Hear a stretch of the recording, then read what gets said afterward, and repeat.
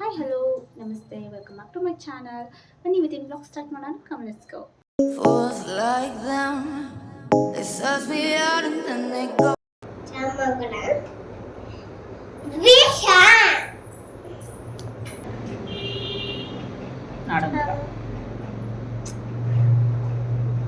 ಮಾಡೋದಿಲ್ಲ.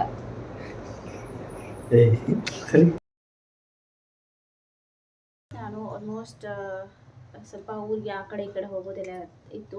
ಆಮೇಲೆ ಅದು ಅಲ್ಲದೆ ದೀಪಾವಳಿ ಕೂಡ ಊರಿಗೆ ಹೋಗಿದ್ವಿ. ಹಾಗಾಗಿ ಸ್ವಲ್ಪ ಮನೆ ಕೂಡ ತುಂಬ ಕ್ಲೀನ್ ಮಾಡೋದಿತ್ತು. ಹಾಗಾಗಿ ಇವತ್ತು ಫುಲ್ ಡೇ ನಂದು ಕೆಲಸನೇ ಆಯಿತು ಈ ತುಳಸಿ ಪೂಜೆ ದಿನ.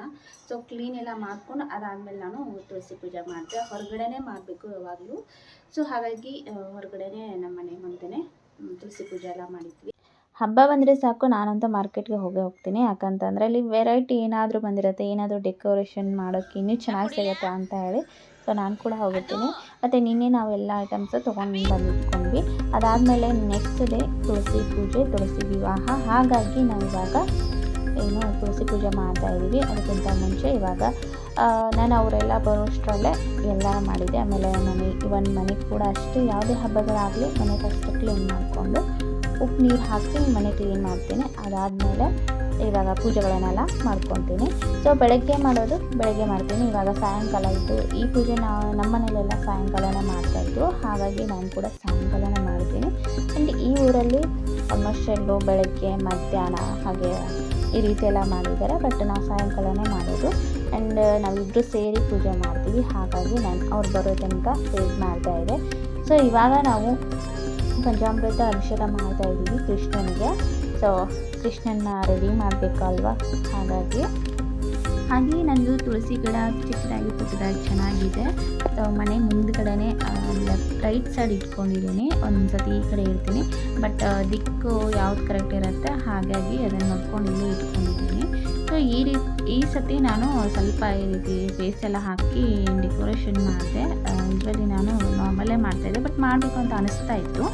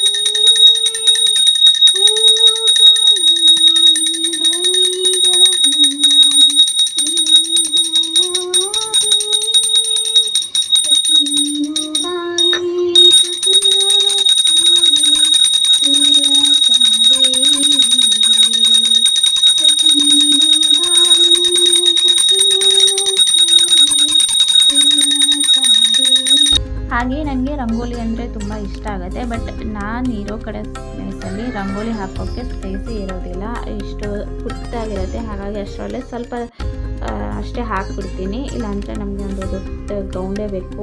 ಸೊ ರಂಗೋಲಿನೂ ಜಾಸ್ತಿ ಬೇಕು. ಅಷ್ಟು ದೊಡ್ಡದಾಗಿ ರಂಗೋಲಿ ತೆಗಿತಾ ತುಳಸಿ ಪೂಜೆ ಅಂದರೆ. ಸೊ ನನಗೆ ನಮ್ಮ ತುಳಸಿ ಪೂಜೆ ಎಲ್ಲ ಚೆನ್ನಾಗಿ ಮಾಡ್ತಾಯಿದ್ವಿ. ನಮ್ಮ ಮನೆ ಮುಂದೆ ಸ್ಪೇಸ್ ಇದೆ ತುಂಬ. ಸೊ ತುಂಬ ದೊಡ್ಡದಾಗಿ ರಂಗೋಲಿಯೆಲ್ಲ ಹಾಕಿ ತುಳಸಿ ಪೂಜೆ ಎಲ್ಲ ಮಾಡ್ತಾಯಿದ್ವಿ. ಅಂದರೆ ಇವಾಗ ಕೂಡ ಅದು ಹಾಗೆ ವಾದ್ಯಗಳು ಕೂಡ ಅದೇ ಮದುವೆಯಲ್ಲಿ ವಾದ್ಯ ಎಲ್ಲ ಬರ್ತಾರಲ್ಲ ಅದು ಕೂಡ ಹೌದು. ನೀನು ತುಳಸಿ ಪೂಜೆ ನಡೆದಿತ್ತು. ಸೊ ಹಾಗಾಗಿ ಅದು ನೆನಪಾಗುತ್ತೆ. ಇಲ್ಲೂ ಅಷ್ಟೆಲ್ಲ ಈ ಥರ ಎಷ್ಟು ಸಿಂಪಲ್ಲಾಗಿ ಮಾಡ್ತೀವಿ. ಆ್ಯಂಡ್ ಈ ಊರಲ್ಲಿ ಕೂಡ ಮಧ್ಯಾಹ್ನ ಟೈಮಲ್ಲಿ ಕೇಳಿಸ್ತು ಸೌಂಡು. ಸೊ ಅಂದ್ಕೊಂಡೆ ಇಲ್ಲಿ ಕೂಡ ಬರ್ತಾರೆ ಅಂತ ಹೇಳಿ.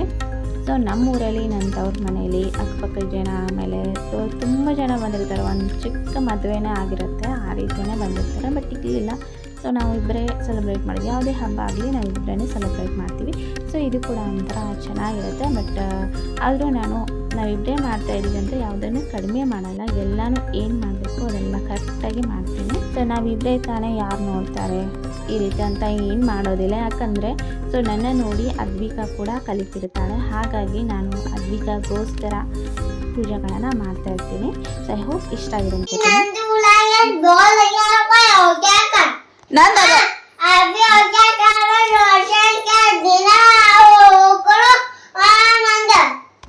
ಸರಳ ಕೊಡು ನಂದೈತೆ, ಸುಮ್ಮನೆ ಕಾಡ್ಬಾರ್ದು.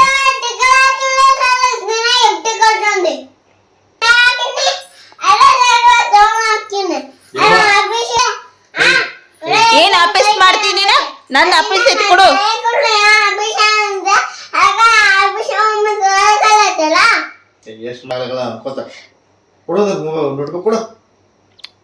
ಕೊಡು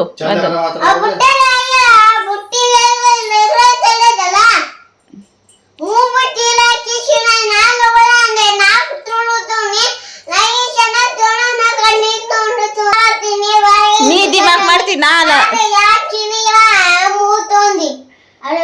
ಏನ್ ತಗೊಂಡೇನಿ?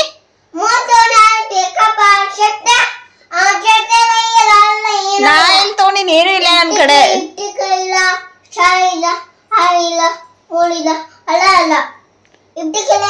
ತಗೊಳುದು ಇಲ್ಲ ನಾ ನಿನ್ ಸಲುವಾಗಿ. ಸರಳ ಕೊಡು, ಜಗಳ ಆಡ್ಬಿಡ. ಕೊಡ್ತೀನಿ, ಮೊದಲು ನನ್ ಬುಕ್ ಕೊಡು. ಕೊಡವ ಕೆಲ್ಸ ಕೊಡವ, ಗುಡ್ ಗರ್ಲ್ ಎಲ್ಲ ಕೊಡು. ಅಟ್ಟೆ ಕೊಡ ಪ್ಲೀಸ್.